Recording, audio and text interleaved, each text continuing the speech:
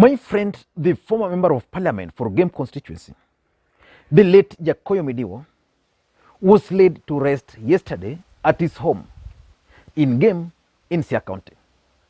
It was an emotional event, and personally I was present to witness my friend being laid to his final resting place. May his soul rest in eternal peace. And because Jakoyo Midiwo served as a member of parliament for Game for 3 consecutive terms, it means therefore that politics also took a center stage during that event. You could tell the moment you arrived there that the tension were actually very high, both local and national. And Raila Odinga, in his speech, addressed some of the issues, underlying issues locally and nationally. So in this video today, I want us to do a critical analysis of Raila Odinga's speech in Game during the burial of the former member of parliament, Jakoyo Midiwo. But before we do that, if you're watching this channel for the first time, I want you to take just a second or two and click that subscribe button. Let me give you space to do it. Just click that subscribe or the red button you are seeing there, so that next time we produce a video like this, YouTube will automatically notify you. And to the subscribers, I want to continue thanking you guys for your continued support.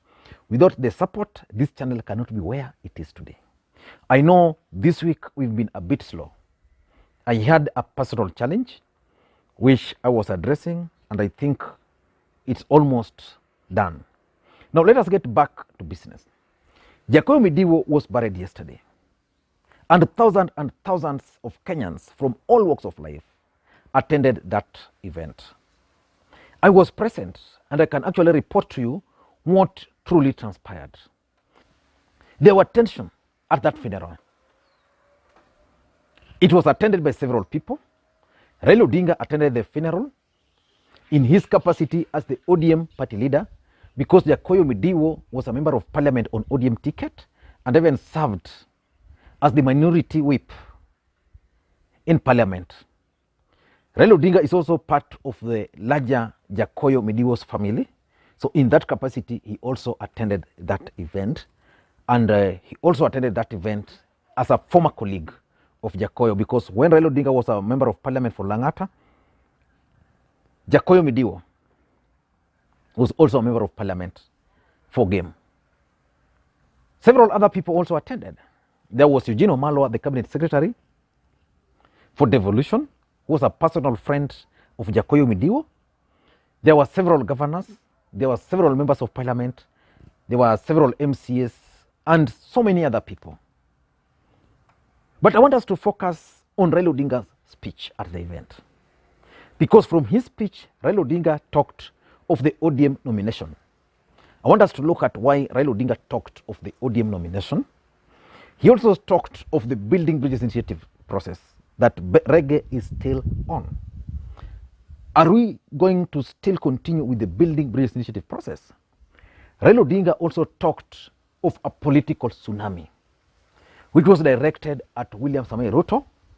Raila Odinga also dismantled the bottom-up approach to economy. Now let me just begin by the ODM nomination. Why do you think Raila Odinga raised the issue of the ODM nomination? Let me tell you why that issue was raised. And for those who followed the event, there was this guy, Nicholas Gumbo, who kind of carried the day. People were demanding that he has to speak. He's not a member of parliament. He's not a governor. He's just a former member of parliament who contested as a gubernatorial candidate. So why do you think Raila Odinga was prompted to speak on the ODM nomination? The truth of the matter is that there were tension at that event. Majority of people who attended that funeral believed that ODM party did injustice to Jakoyo Midiwo, that Jakoyo Midiwo ought to have been a member of parliament. And the reason they were demanding for Nicholas Gumbo to speak was because of Jakoyo Midiwo. In 2017, Jacob Midiwo was was in the camp of Nicholas Gombo during the ODM campaigns, where they campaigned together. Nicholas Gombo was never given the ODM ticket. The other lady, my friend, the late Aluodo, was also in that camp. So after Nicholas Gombo was not given the certificate, Jacob was not given the certificate, and then Aluodo was also not given the certificate, at some point, the ODM party feared that they were going to lose the game parliamentary seat. So they went and gave Jacob Midiwo his certificate. As we speak today, if Jacob was a greedy man, he would be a member of parliament. So Jacob Midiwo was actually handed over the ODM ticket, but he refused.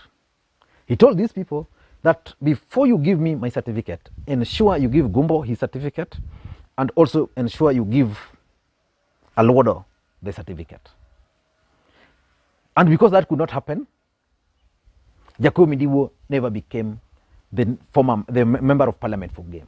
So Raila Odinga was trying to explain to the people, especially the people of Game, that there was nothing he could have done to give Jacob Midiwo certificate. Because according to Raila Odinga, ODM party decided that they were going to conduct a free and fair nomination. And anybody who's been following the politics will tell you that previously people used to accuse Jacob and Oburu of being favored. So this time around, Jacob Midiwo lost, Oburu lost. And Raila was just reminding these people that if it were my wish, I would have given Jacob Midiwo the ODM ticket for Game, and then I would have gone to Bondo and nominated Oburu Odinga. Because these are guys whose contribution in parliament you cannot question. So basically he was blaming the ODM nomination, and he also acknowledged that despite all those, there were certain problems. The reason why Raila Odinga was talking of problems is because of the kind of reception Nicholas Gombo was getting from the crowd in that particular event. And let me just add my voice on this. If ODM party is still keen on winning more seats in Nyanza, they must ensure that there is always free, fair, and credible nominations. As a political party, they might not achieve 100%, but if they can achieve only 80% of transparency, then they'll get most of the seats.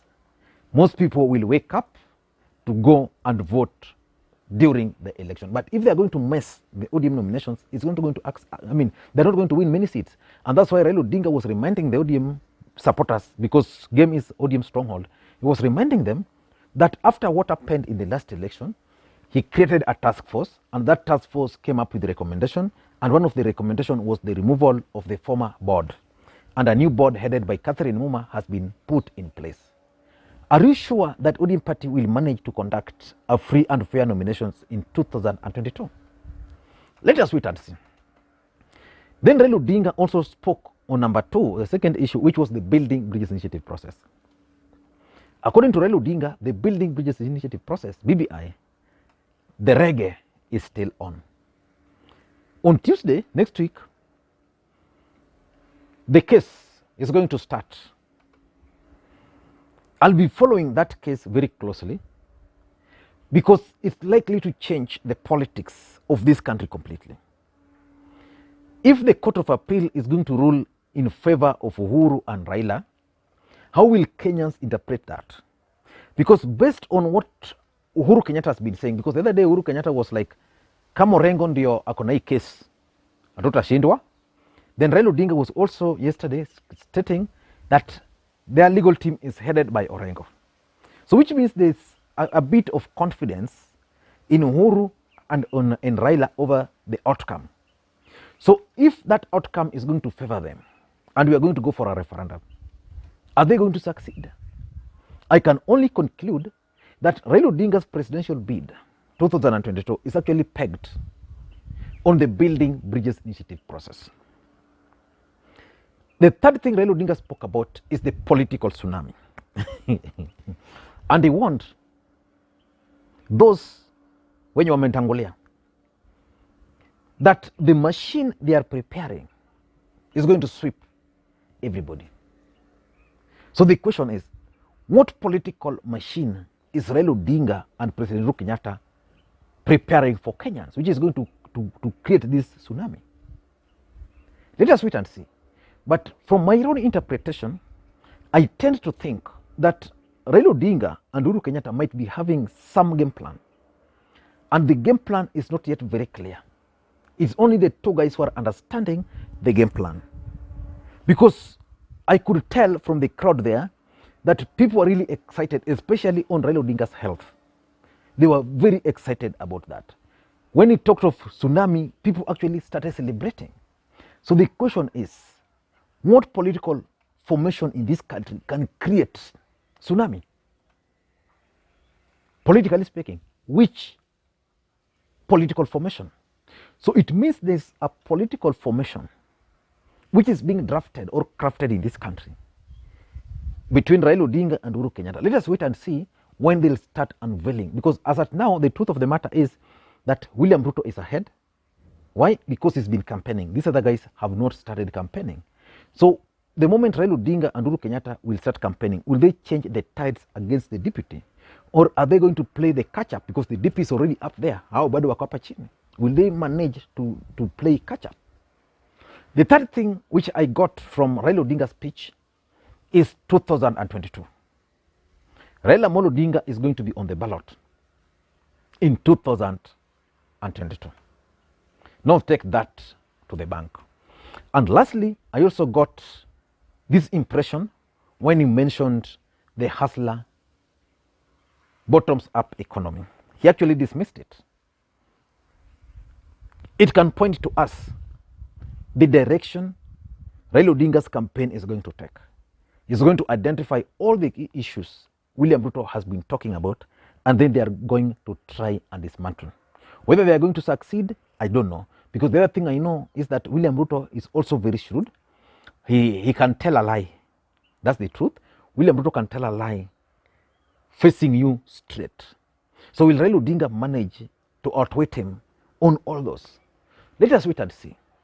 But Raila Odinga's speech clearly demonstrated that he's going to be on the ballot. The ODM party is likely to conduct nomination in the next election. And also there's that confidence about the Building Bridges Initiative process. I want to ask you guys again. Do you think the Building Bridges Initiative process will excite Kenyans should it come back to them again? Let me hear your thoughts.